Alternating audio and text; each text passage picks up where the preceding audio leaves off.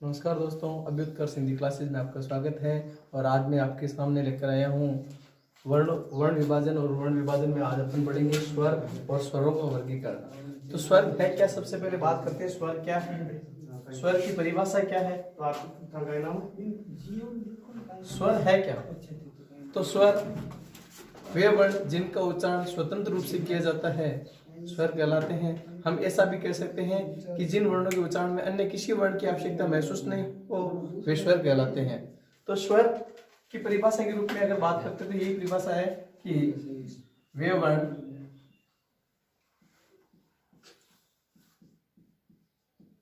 जिनका उच्चारण स्वतंत्र रूप से किया जा सके,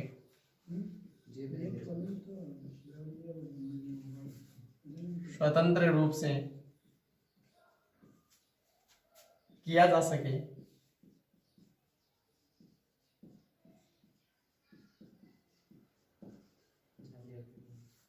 वे स्वर कहलाते हैं, स्वर कहलाते हैं।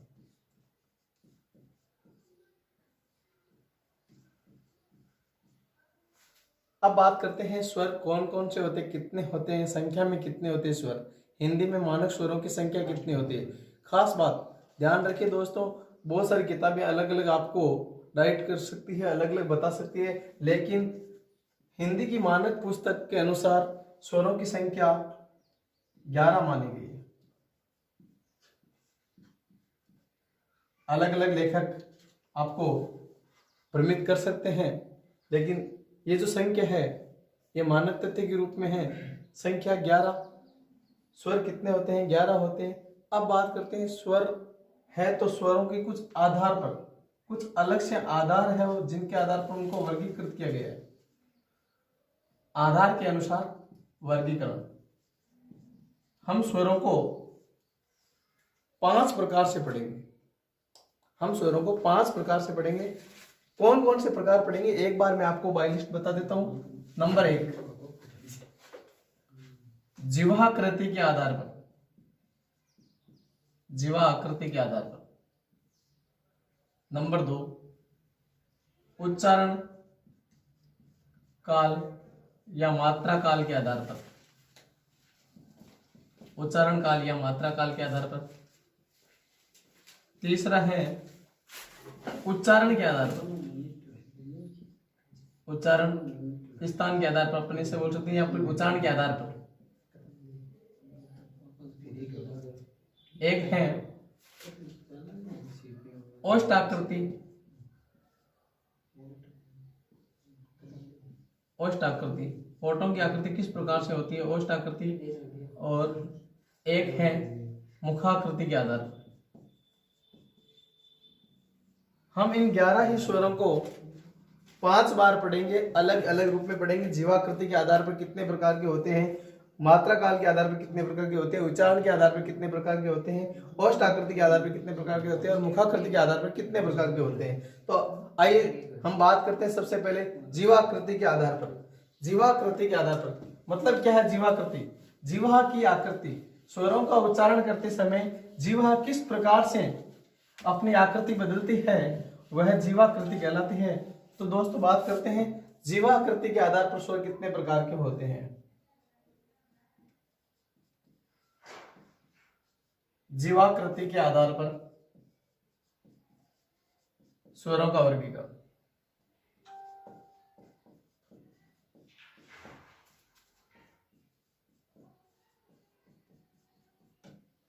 जिह्वाकृति के आधार पर स्वर होते हैं 3 प्रकार के। एक होता है अग्रस्वर, एक मध्य स्वर और एक पश्च स्वर। जिह्वा का अगला भाग अगर उठ करके बात करता है तो ऐसी स्थिति में अग्रस्वर होता है। और अग्रस्वर कौन कौन से होते हैं, ई, ए, आई। आप इनका उच्चारण करके देख सकते हैं। इनका जैसे उच्चारण करेंगे जिह्वा है वो आगे की ओर झुक करके बात करेगी, आगे की ओर टच होगी। मध्य स्वर होता है ए, जीवा सामान्य रूप से रहती है। इसके बाद पश्च स्वर जो शेष बच गए वो सभी पश्च स्वर है। ये भी स्मार्ट स्टडी का एक तरीका है। आ, उ, ओ, औ, ये पश्च स्वर है। और आजकल एक नया स्वर जो अंग्रेजी से अपने को मिला है, वो जिसको अपन ओ बोलते हैं, इस प्रकार से ये भी पश्च स्वर है।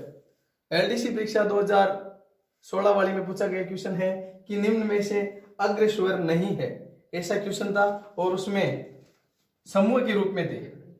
समूह क्या था? सबसे पहले अग्र स्वर वाले में पूरा समूह पूछा था। उसमें समूह में था ई, ए, आ। दूसरा समूह था ई, ए। तीसरा समूह था ए, आ, उ। और चौथा समूह था ओ, औ और ए। इनमें से कौन सा समूह अग्र स्वर को अंकित करता है? इस प्रकार से क्वेश्चन था। तो आप खुद देखेंगे कि इनमें से अग्र स्वर कौन सा है। तो इसका ख ऑप्शन राइट होता है। ऐसा क्वेश्चन परीक्षाओं में पूछा जाता है, कॉम्पिटिटिव एग्जाम में ऐसा ही क्वेश्चन पूछा जाता है। और अपन को सभी क्वेश्चन पढ़ने पड़ेंगे, जरूरी नहीं कि अग्र स्वर का। हो सकता है वो अगले वाला दिमाग लगा के सिंगल स्वर पूछ ले कि मध्य स्वर कौन सा होता है। एक ही होता है मध्य स्वर है। ये जीवाकृति के आधार पर स्वरों का वर्गीकरण होता है। इसके बाद अपन बात करेंगे दूसरे रूप में मात्रा काल के आधार पर। मात्रा काल या उच्चारण काल। मात्रा काल के आधार पर स्वरों का वर्गीकरण। तो मात्रा काल के आधार पर स्वर मुख्य रूप से 3 प्रकार के होते हैं। एक स्वर होता है हरिश्व स्वर,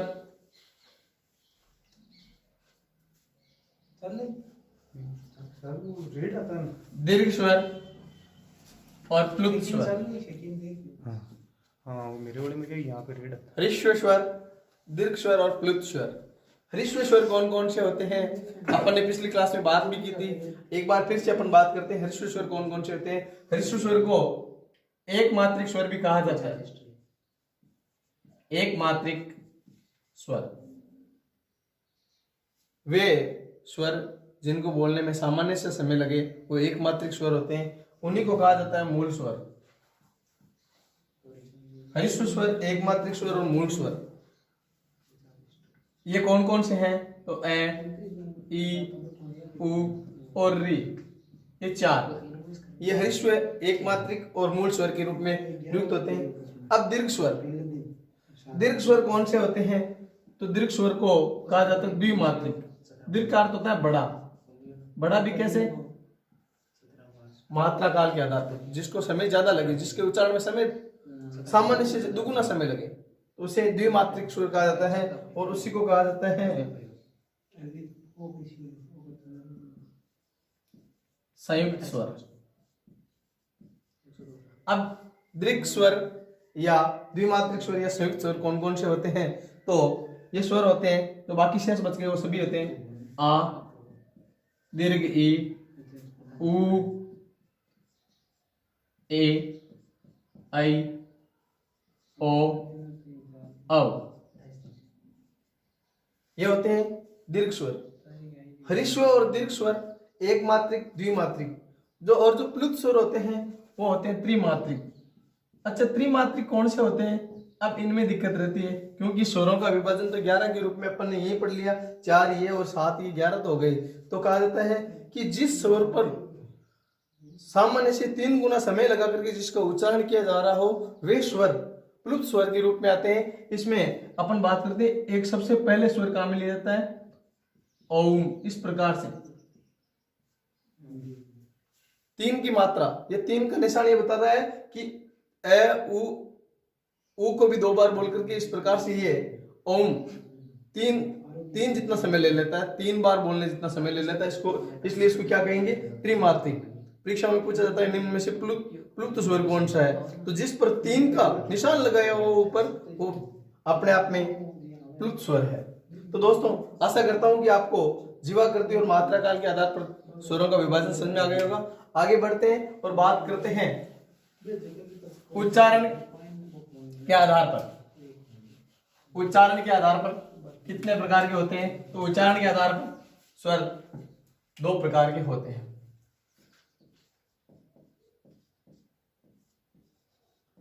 उच्चारण के आधार पर स्वर 2 प्रकार के होते हैं, अनुनासिक स्वर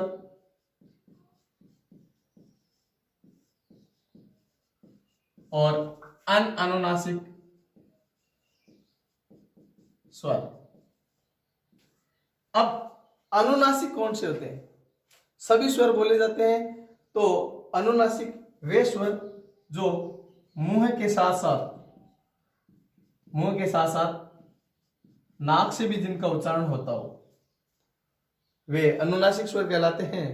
और जिनका केवल मुंह के द्वारा ही उच्चारण हो, जिनमें नासिका का उपयोग भी नहीं हो, तो वे अनअनुनासिक, या इसी का एक दूसरा नाम है निरनुनासिक।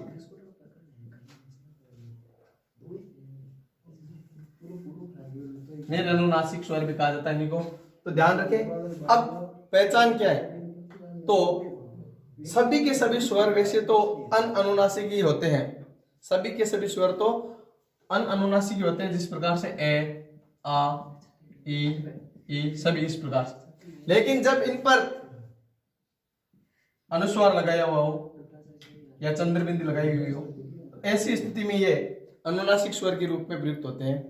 तो शायद आशा करता हूं इसका तीसरा भेद भी आपको समझ में आ गया होगा। अब बात करते हैं आगे, चौथी बात, औष्ठ आकृति के आधार पर। औष्ठ आकृति के आधार पर स्वरों का वर्गीकरण बहुत ही सरल, केवल समझना है, पढ़ने वाली बात नहीं। क्या है, उच्चारण करके देख लो। जब उच्चारण करते समय ओष्ठ मतलब होठ, होठ की अगर स्थिति गोल होती है तो वो गोलाकार है, जिनको वृत्ताकार भी कहा जाता है, वृत्तमुखी भी कहा जाता है। और कुछ ऐसे स्वर होते हैं जिनका उच्चारण करने पर स्थिति गोल नहीं हो पाती है, वे अवृत्तमुखी या अगोलाकार या निर्गोलाकार के रूप में जाने जाते हैं। तो बात करते हैं कौन कौन से होते हैं। नंबर 1, वृत्तमुखी या वृत्ताकार, वृत्तमुखी या वृत्ताकार वे स्वर जिनके उच्चारण में मुख्य वृत्त हो जाता है, गोल हो जाता है। तो कौन कौन से होते हैं उनकी बात करते हैं। तो वो होते हैं उ, ओ, औ। ये 4 स्वर मुख्य रूप से होते हैं। और 5वां स्वर अगर बात करें तो वो अंग्रेजी वाला औ, ये भी वृत्ताकार होता है। इसके अलावा शेष सभी के सभी स्वर अवृत्तमुखी, अवृत्तमुखी या अवृत्ताकार या निर्गोलाकार, ये गोलाकार होते हैं तो ये निर्गोलाकार होते हैं। ठीक है, तो ये कौन कौन से होते हैं, ये शेष सभी हो जाते हैं ए, आ, ई, ए, आई और री, ये सारे के सारे अवृत्तमुखी होते हैं। दोस्तों 4 भेद स्वरों का अपन ने पढ़ा। 5वां भेद पढ़ते हैं स्वर। तो 5वां बात करते हैं मुखाकृति के आधार पर स्वरों के उच्चारण पर मुख की स्थिति किस प्रकार की होती है। जिस प्रकार की स्थिति मुख की होती है उसी के अनुसार उसका वर्गीकरण किया जाता है। तो मुखाकृति के आधार पर स्वर 4 प्रकार के होते हैं। यहां से क्वेश्चन आता है, मुखाकृति के आधार पर स्वरों का वर्गीकरण। मुखाकृति के आधार पर स्वर होते हैं 4 प्रकार के। कौन कौन से, तो एक होता है संवृत्त स्वर, संवृत्त स्वर। दूसरा होता है अर्धसंवृत्त,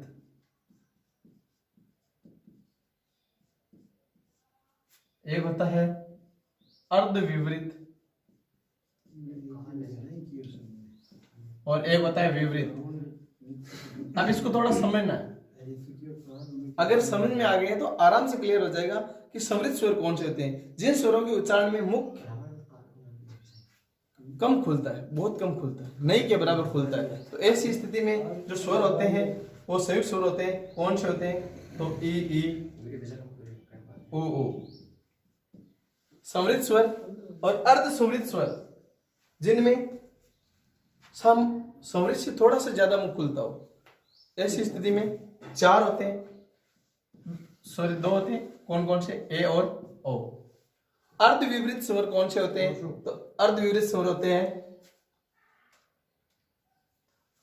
ध्यान दें, समृद्ध स्वर। समृद्ध का अर्थ क्या है? संकड़ा होना।